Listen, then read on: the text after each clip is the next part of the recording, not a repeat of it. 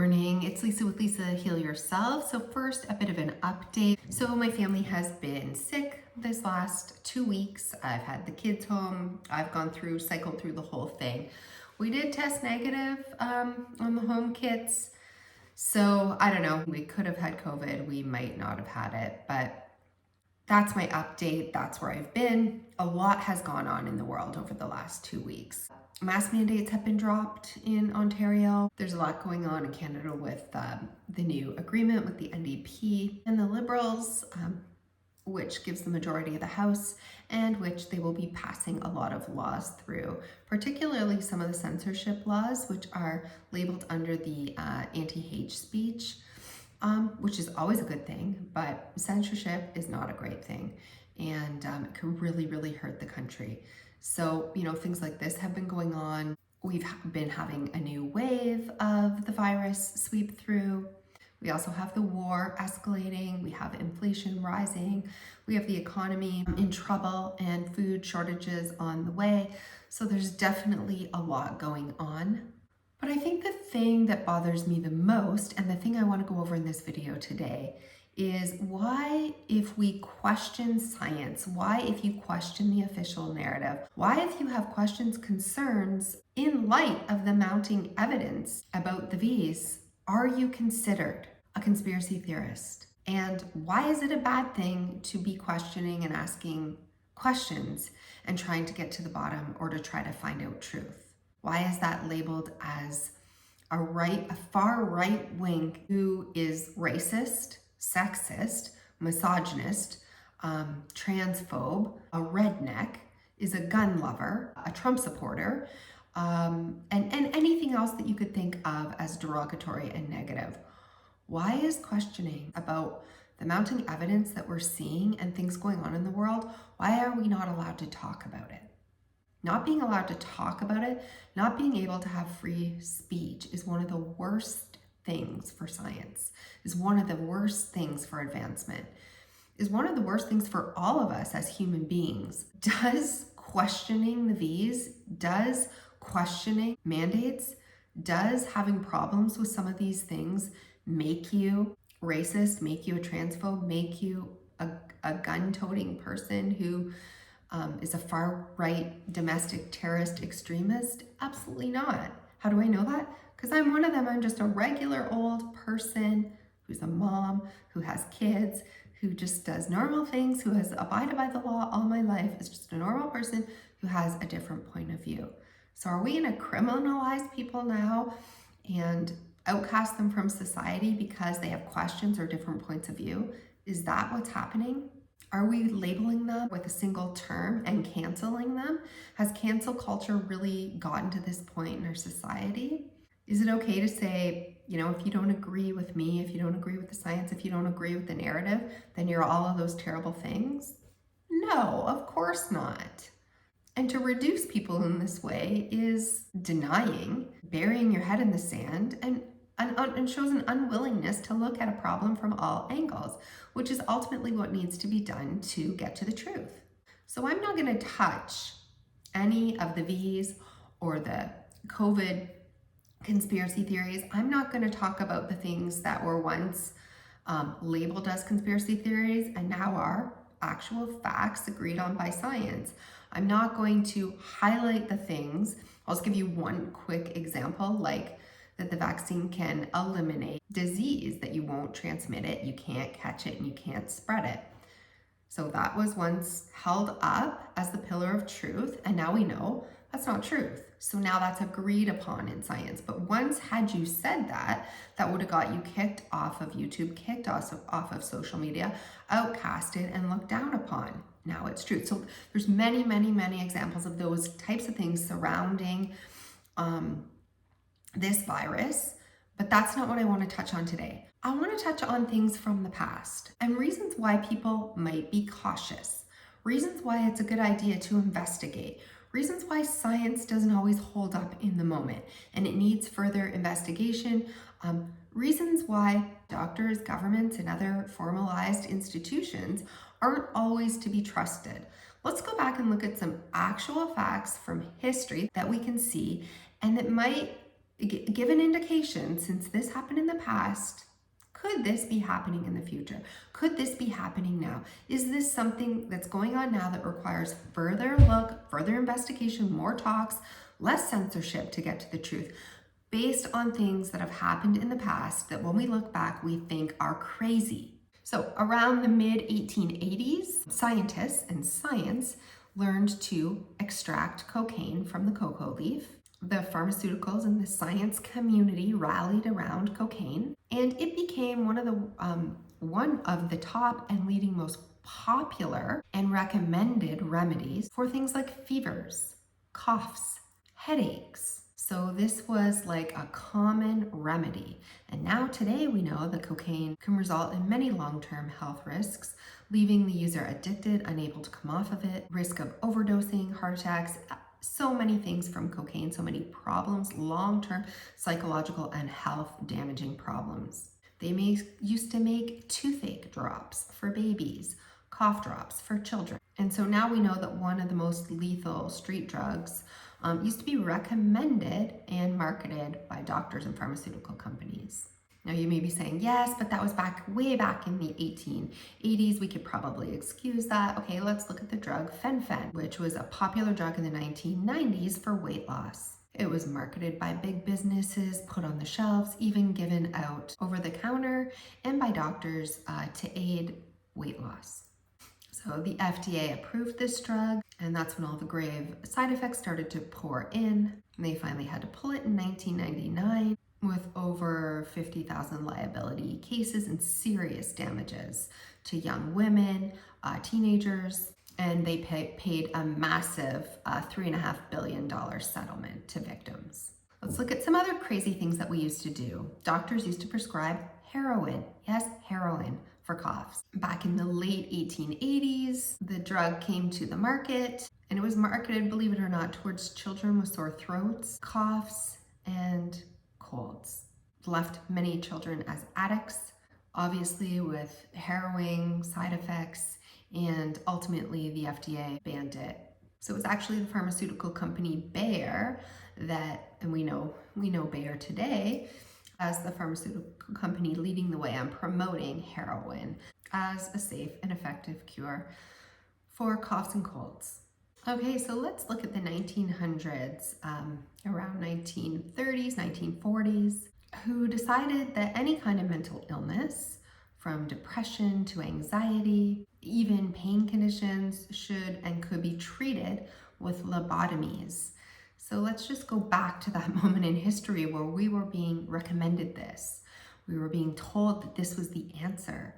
So this was a horrific medical treatment that involved drilling holes into the patient's brains and hammering into their eye sockets that would sever neural connections in the brain between the frontal lobe and the thymus. And if you can believe it, these horrific surgeries were deemed a success.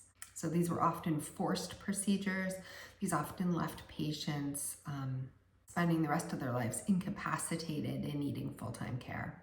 And the lobotomies were regarded as a really good cure all the way up until about 1970. If you can believe it, almost until the 70s.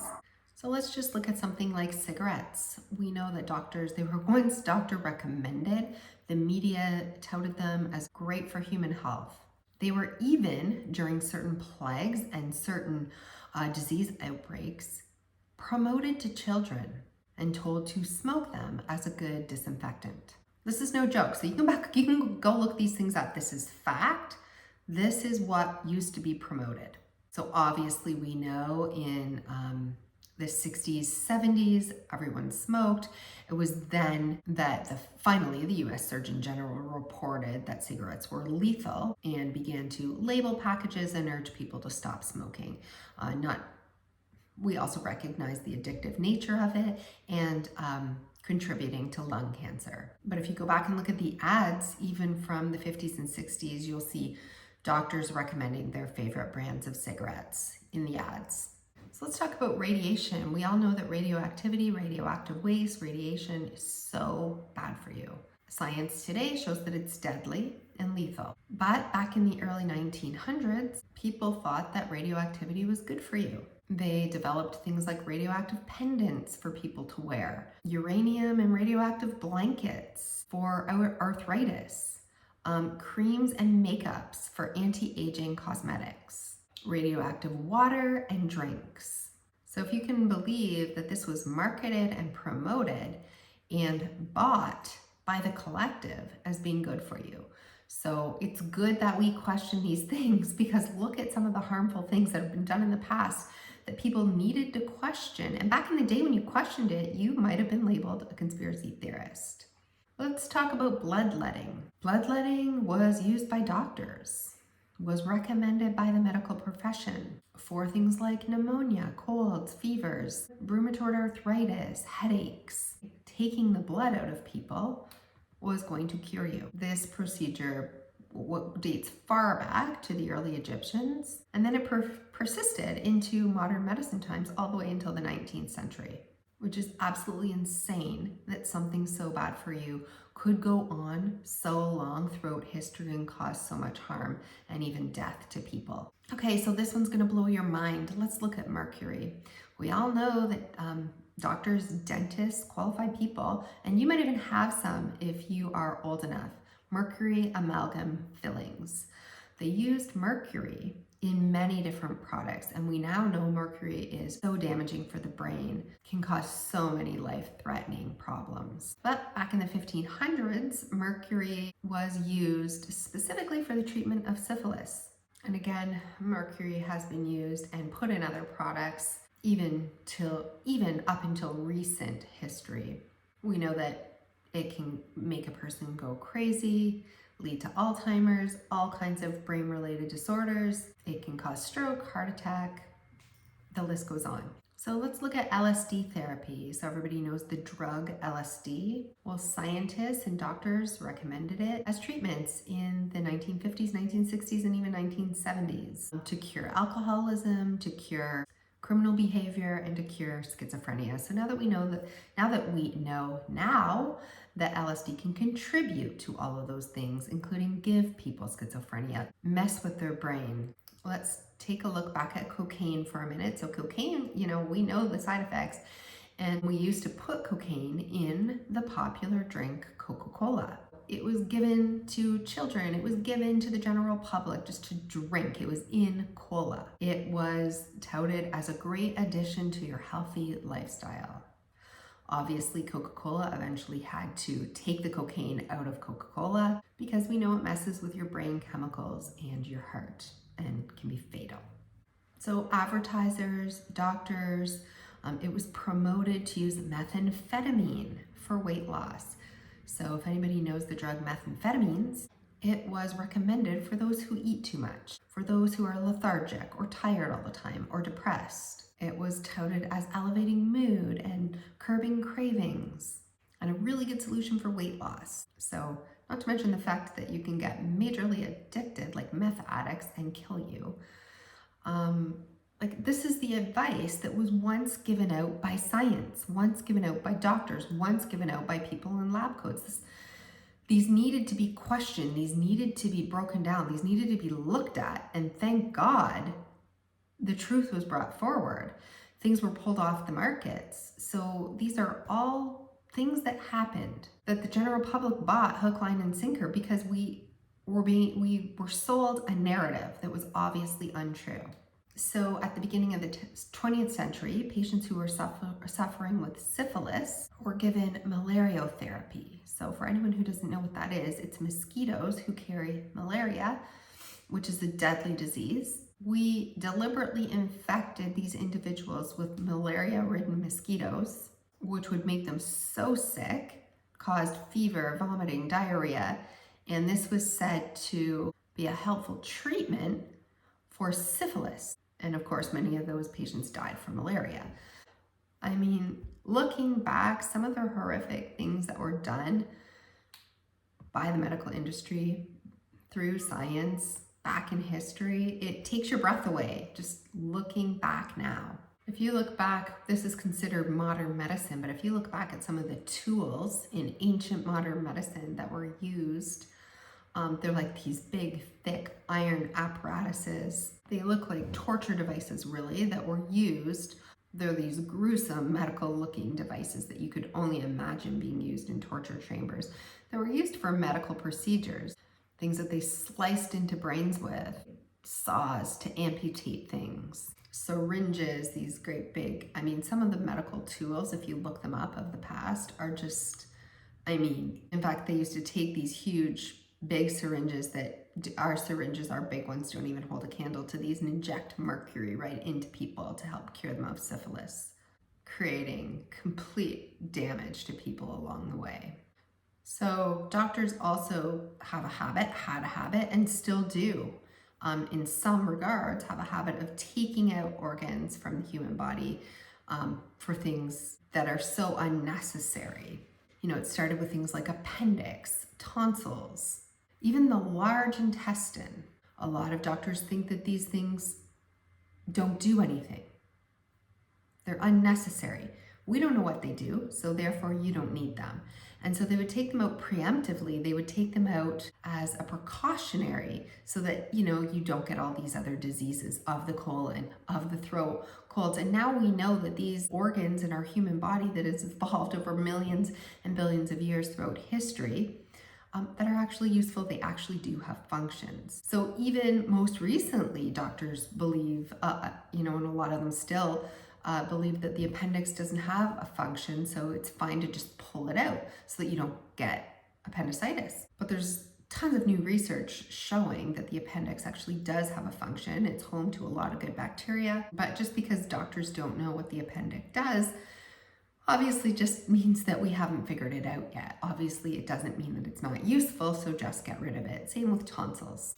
In my generation, I have my tonsils taken out. Kids' tonsils and adenoids were taken out. It was almost like a rite of passage. Yank their tonsils out because it leads to strep throat, and it makes kids repeatedly sick and their tonsils get infected. So let's just take them out.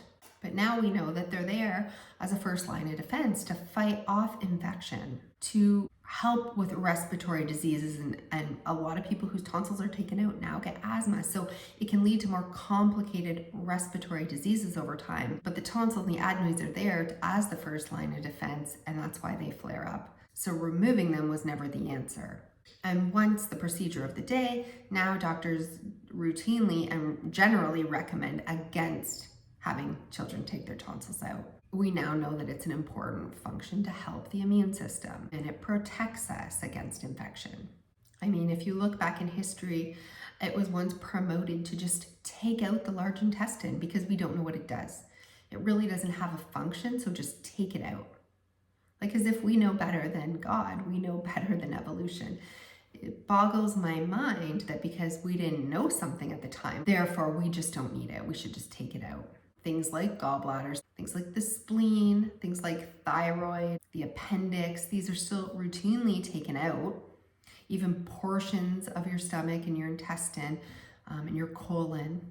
But these should be a last case scenario. We can see over time that these organs are necessary, and only when they're completely infected, broken down, and causing problems for the rest of the body, or have cancerous tumors or things like that, should they be even considered being taken out.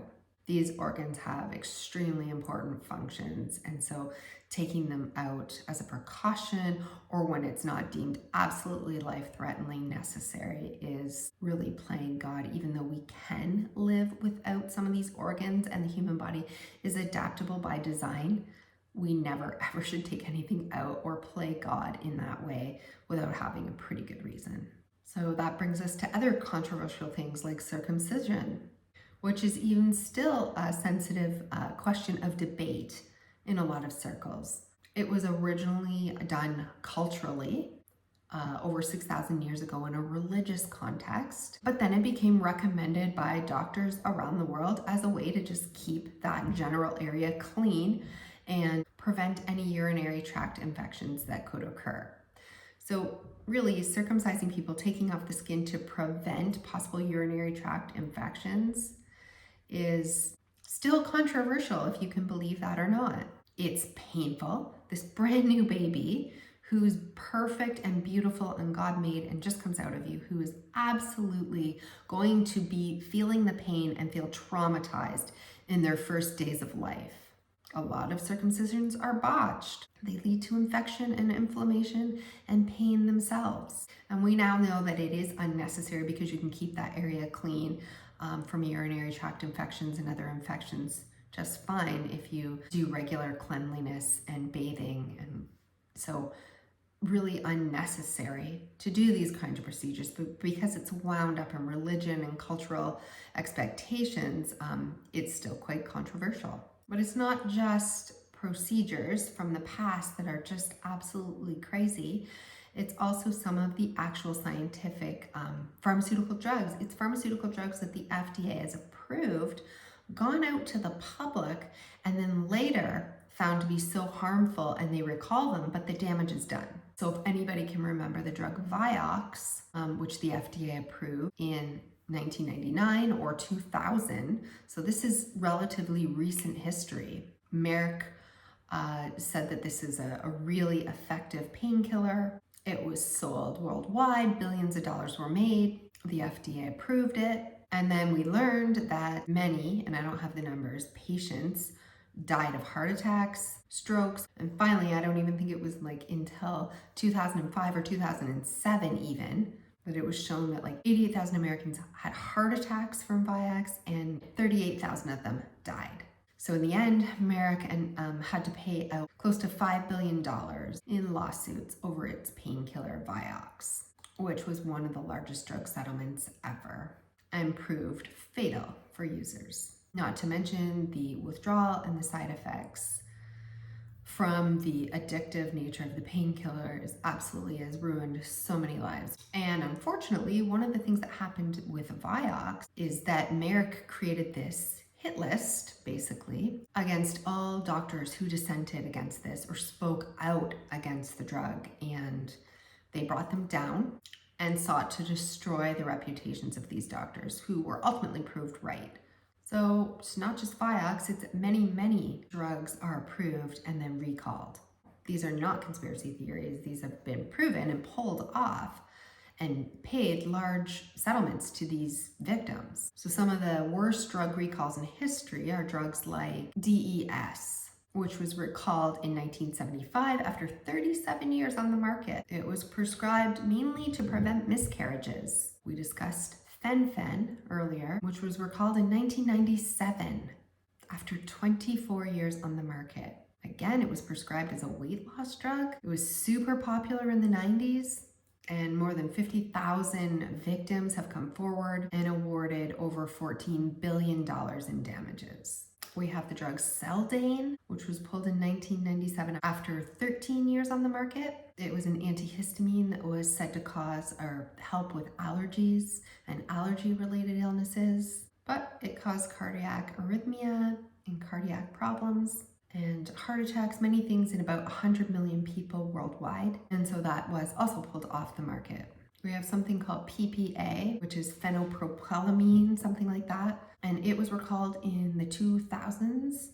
And it was on the market for 60 years before it was pulled off the market. The damage was done to millions, if not billions. And one manufacturer alone settled for $15 million, but many manufacturers had to settle out on this one. Now, this drug was never FDA approved, but it was widely used by doctors, and we estimate that about 250 to 500 strokes per year were caused by this drug. So Pfizer also has a drug called Bextra, which was recalled in 2005 after only a mere 1 year on the market. It was removed quickly from market after Vioxx paid out all the damages with their pain medication. Bactrax is Pfizer's painkiller. It was prescribed to treat arthritis and pain and these kinds of conditions, and Pfizer pulled it off, awarding over $2 million in damages to its victims. Does anybody remember the drug thalidomide? It was heavily marketed in the 50s and 60s for pregnant women who had morning sickness. This drug was available worldwide, and it was finally banned in 1961. I mean, they couldn't hide the evidence anymore. There was a massive spike in the birth of infants who had physical abnormalities and physical dismemberment and deformities. So the children of the women who took this drug You can see pictures of these children without limbs, without arms, without legs, missing body parts. This was approved, and it maimed thousands. It maimed thousands of innocent babies. And the drug companies knew this was happening, yet they turned a blind eye for profit. It wasn't until 2012 that they issued an apology, and I want to get this apology correct, so I'm going to read it. It says, "We ask that you regard our long silence as a sign of the silent shock that your fate has caused us." So needless to say, victims were insulted by this non-apology. And I would be too if I had a child that was disfigured because of that drug. So back in the late 1950s and the 60s, you might remember running behind the DDT trucks, spraying children with DDT. Much like ice cream trucks, kids couldn't wait to go out and run through this big, thick fog. And they would come to places where mosquitoes were high and beaches and spray this DDT in the air. They would spray children's lunchrooms with it. And of course, DDT was known to kill insects. So we would spray it on the bodies, we would spray it on our bodies, and again, have these great big trucks that would fumigate the area, and people would run through it, children would run through it. They called it the atomic bomb of pesticides, and we used to inhale this, spray this on our body. They banned it in 1972, and obviously we don't spray DDT anymore because somebody questioned the science. Somebody questioned that. And we learned that this spray not only can kill bugs, but it can cause neurological damage in human beings, that it can cause organ failure, that it can cause of cancer, that it could cause all kinds of neurological diseases. And so thankfully somebody questioned that. So we used to put radium in things, we used to put mercury in things, this DDT, spray it all over everything. Lead, does anybody remember leaded gasoline? We remember lead in our paint, asbestos in the walls. These were not conspiracy theories, these were proven facts. These were proven very, very harmful for the human body after they were recommended, sold, accepted by the general public for years. People used to use arsenic, so now we all know that arsenic kills. We know that it's lethal, but people used to use it to make dyes, and then they'd let kids paint with it. Women wore green dresses that were made from arsenic dyes. In science class, they used to walk around with mercury, like mercury that was open, just in the classrooms, like showing kids, rolling it around with mercury. No gloves on, nothing protected. We know that asbestos can cause cancer. We know it can cause so many problems. In the making of the Wizard of Oz film, all the snow that came down was asbestos. They used to make it and sell it to use with your Christmas trees. You could just spray it out of a can. It was in the walls of homes. We used to use the radiation makeup. There used to be a device that would measure kids' feet that was a radiation device. Like we used to add lead to gasoline, it would come out through the car fumes, get in the air, get in all the water systems, our air, breathing air, and then cause massive harm. Teflon, everybody sold and recommended Teflon pans, and we now know that Teflon can be a leading chemical that contributes to cancers. Who remembers those bottles of that bright red mercury stuff that parents used to put on their children's cuts? Until the late 90s, it was used as a common disinfectant. They used to give they used to give people in World War II, they used to give them meth, and they thought it made them better soldiers. They were all hopped up, obviously, on meth, but they thought their energy levels were off the charts. This was given by the government, given by the military.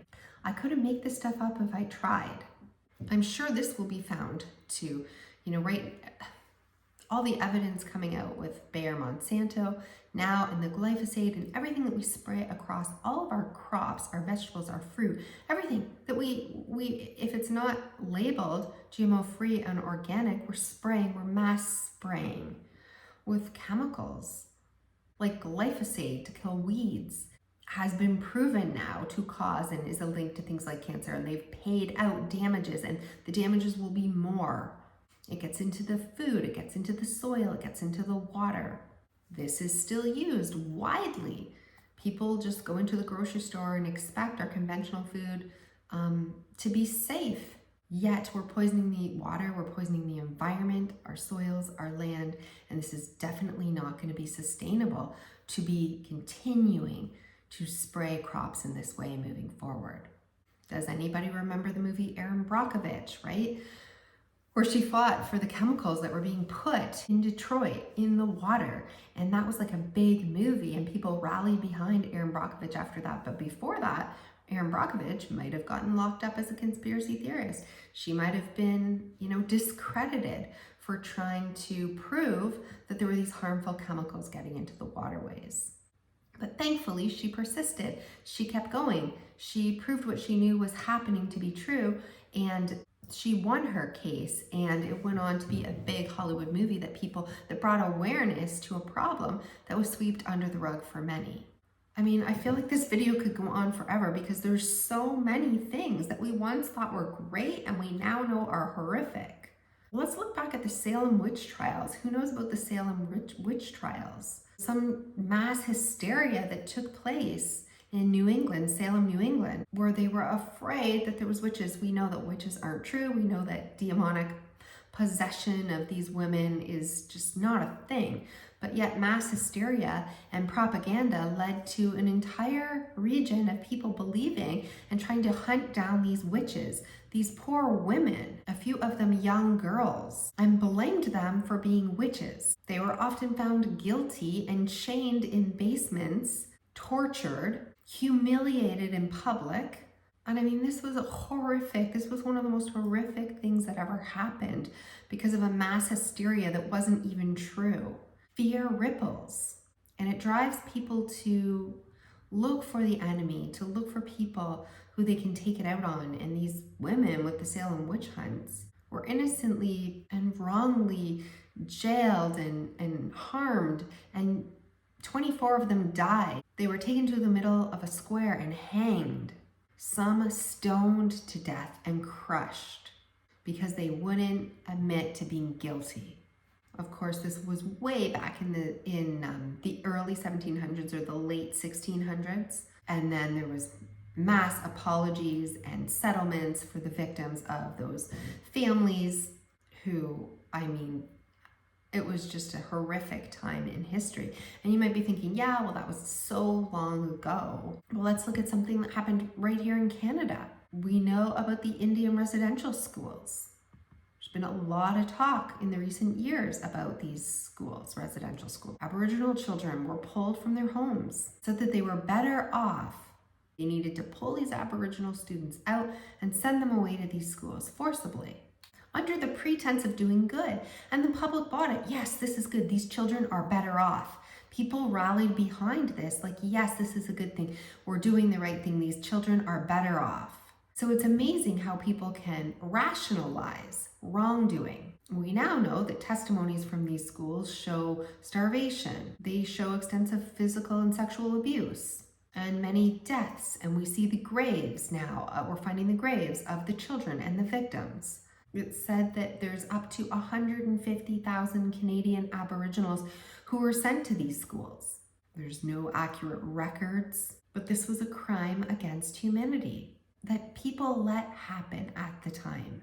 The goings-on of these schools were hidden for decades, and the survivor testimonies were said to be over-exaggerated and false claims. But clearly, this was widespread violation of human rights. And to not believe the victims who were telling the stories was a gross misuse of power in an attempt to hide the evidence. Do we even want to look at mental health? Aside from the drugs that I was given, aside from the drugs that are given to millions that cause so much harm and damage, which I will stay clear of in this video, let's look back at history to see what we used to do with mental health patients. Again, we talked about lobotomies, which was actually a psychiatric treatment that won the Nobel Prize, if you can believe it. They used to use trephination, which is drilling holes right into your skull. This treatment began about 7,000 years ago. I mean, it's so primitive and horrific. There used to be a lot of exorcism done. But even in the 1900s, like 1940s, 1950s, 1960s, we used to take mental health patients, restrain them in straitjackets, isolate them, basically confine them to solitary confinement and straitjackets. And this was deemed an appropriate solution for mental illness. They used to use insulin coma therapy, which would be deliberately causing low blood sugar in a patient to induce them into a coma, which was said to dramatically alter the brain. And hopefully when they came out of the coma, they would be better. We used to use these crazy chairs to induce seizures, giving electric shock treatments to patients, basically condemning patients to a life of being locked away in insane asylums. And they could be placed in these for anything, for anxiety, depression, like just normal mental health conditions that need compassion and love and care. And we know all the things that they need.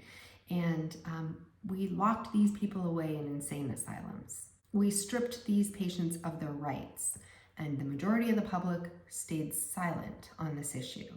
It was allowed by law, it was recommended by doctors, and the general public didn't say anything about it. And who was the arbitrator of what mental health diagnosis you had? Sometimes husbands could even, who are angry at their wives, even say that they had a condition that they hadn't had and they got locked away. So some of these things that we do today there's things that are being done today across the world that still are so vile and inhumane and criminal that it's a wonder they're still going on. For example, in China, they are forcibly harvesting organs from people who have been relegated to Chinese prison camps. So can you imagine, with nobody to, look in on these people who have been relegated to these prison camps for God knows what, and they're sometimes killing and harvesting organs from people, sometimes in patients still alive, not even waiting until after they die. Sometimes they're being killed for these organs. And then they're being sold for a booming transplant market that is worth more than $1 billion a year. We've known that this is happening over in China and in many other parts of the world, to the point where in 2021, the United Nations has expressed deep concern over the alleged organ harvesting in China.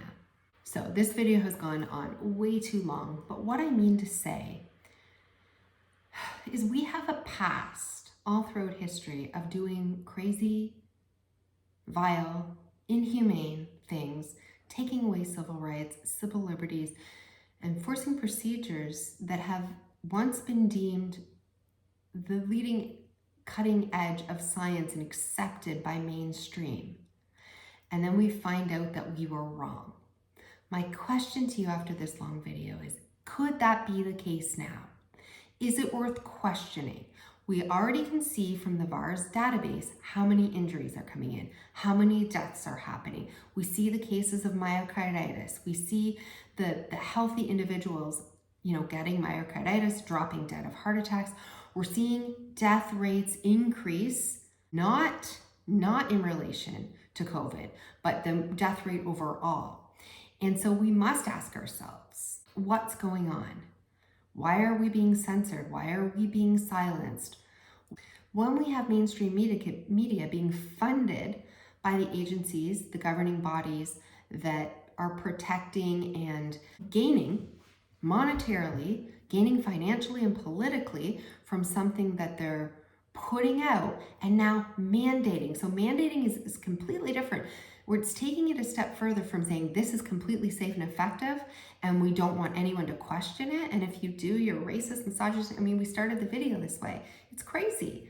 But taking it a step further and putting mandates saying you must do this or you lose your job could be taking it to a place where we may look back on this 20 years from now, 40 years from now, 50 years from now and say that this was the greatest crime on humanity ever perpetrated. Now, does that mean that these aren't safe and effective? Does it mean that they don't work? That's not for me to answer, but it's certainly for me to question. I think it is in the best interest of all of us to question, to keep the conversation going, to investigate, to take seriously injuries, victim testimonies, to take seriously doctors who come forward rather than just discredit and censor. And this is done in the name of science. This is done in the name of progression. This is how we now have recalled and don't do those horrific procedures from the past. So the people who question it are not conspiracy theorists. They're not misogynists. They're not racist. They're not transphobe. They're not all these terrible things. They are not anti-science.